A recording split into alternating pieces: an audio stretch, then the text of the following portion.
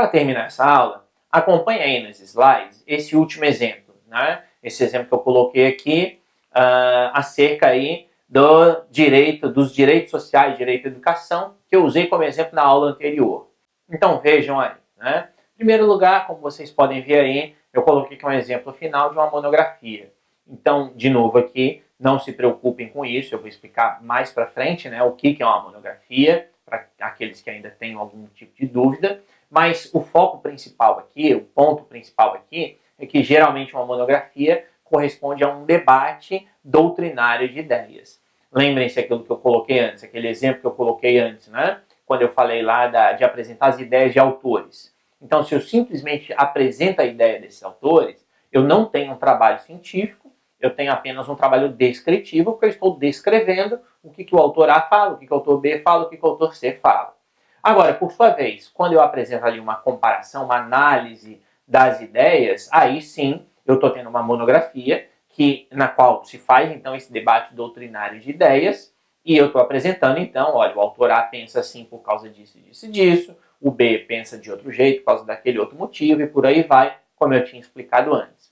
Então, isso aqui é só para vocês terem claro, porque se, por exemplo, vocês fizerem um trabalho cuja fonte principal não seja livros, como é o caso de uma monografia, mas seja, por exemplo, uma pesquisa de campo, vamos supor que vocês tenham a possibilidade de entrevistar aí, de aplicar um questionário a 1000 pessoas, por exemplo, né? Um trabalho mais quantitativo, então aí, eventualmente, o problema, a descrição do problema, né? Ou seja, a apresentação do tema, a delimitação do tema e talvez até o problema mude um pouquinho, porque aí você vai usar uma outra técnica de pesquisa.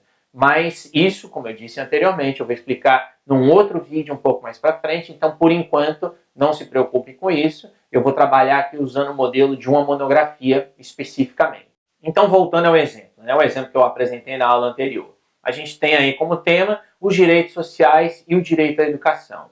Então, se eu vou redigir um trabalho com esse tema, eu posso ali começar a minha introdução explicando para o meu leitor o que são direitos sociais, quer dizer, eventualmente ali, muito rapidamente, falar quando surgiram, por exemplo, por que surgiram, de onde surgiram, e eu digo aqui muito rapidamente, porque, como eu vou falar mais para frente numa outra aula, histórico é algo que não deve ser colocado em um trabalho acadêmico, né, pelo menos de maneira geral, ainda que a maioria dos livros de metodologia digam o contrário, mas histórico é algo que realmente é desnecessário em um trabalho acadêmico, mas sobre isso a gente vai falar em outra aula mais para frente. Então, no início ali, eu colocaria aí o que são esses direitos sociais, quando eles surgiram, qual é a sua função no âmbito aí de um sistema constitucional, por exemplo, e já entraria no direito à educação. A mesma coisa, quando surgiu o direito à educação, por que surgiu e qual é a sua função, por exemplo. Quer dizer, isso aqui é a apresentação do tema, né, para o meu leitor saber que eu quero falar sobre direitos sociais de maneira bem genérica e aí eu já começando um pouquinho a minha delimitação, mas ainda na apresentação do tema, eu estou falando sobre o direito à educação, já que existem outros direitos sociais, como direito à saúde, ao trabalho, etc. Então, eu já estou deixando claro para o meu leitor que o meu trabalho ele é sobre direitos sociais de maneira bem genérica e dos direitos sociais, o meu trabalho é sobre direito à educação. Então, nisso aí, eu escreveria a minha apresentação. A apresentação do meu tema seria falando sobre esse assunto.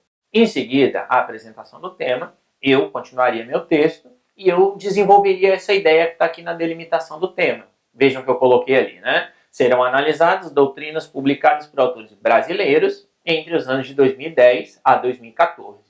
Então, uma vez que eu disse lá sobre direitos sociais, depois sobre direito à educação, eu diria então aqui acerca da questão relacionada aos autores. Então eu diria, olha, eu vou analisar o direito à educação, no caso brasileiro, com base em autores brasileiros que escreveram sobre o assunto nos anos de 2010 a 2014. Sempre lembrando que eu preciso aqui dizer por quê. Quer dizer, por que eu escolhi analisar ou me embasar em autores brasileiros, apenas em autores brasileiros? Ou por que eu escolhi os anos de 2010 a 2014 e não os anos de 2005 a 2010, por exemplo?